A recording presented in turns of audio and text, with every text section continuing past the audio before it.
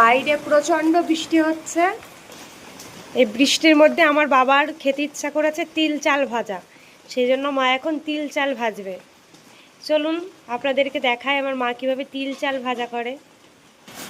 এই যে মা এখানে তিলগুলোকে ভালো করে ডলে নিচ্ছে, তিলগুলোকে ঝেড়ে নিচ্ছে। বাইরে সারাদিন ধরে আজকে বৃষ্টি হচ্ছে। কড়াইটা বসিয়ে দিয়েছে, এদিকে চালের মধ্যে মা দিয়ে দিচ্ছে একটু লবণ, অল্প জল, এবার ভালো করে মাখিয়ে নিতে হবে।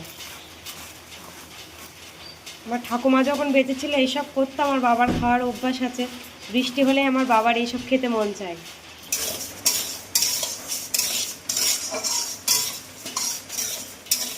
এখানে চালগুলোকে ভালো করে ভেজে নিচ্ছে।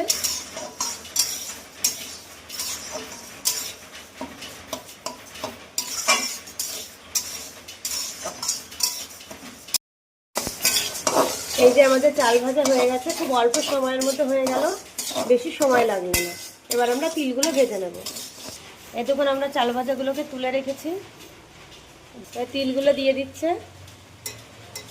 তিল একদম অল্প সময়ের মধ্যে ভাজা হয়ে যাবে। আমাদের তিল ভাজা হয়ে গেছে। চাল ও তিলগুলোকে একসঙ্গে মিক্স করে ঠান্ডা করতে দিচ্ছি।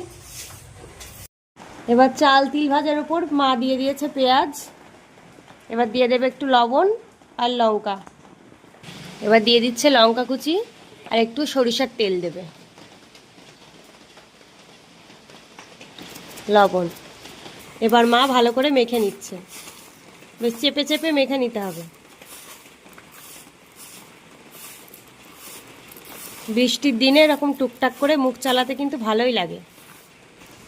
আমাদের থেকে আমার বাবা বেশি পছন্দ করে এইগুলো খেতে, তো আমার বাবার জন্যই বানানো স্পেশাল। আপনারা বাড়িতে একবার ট্রাই করে দেখবেন, ভালো লাগবে খেতে।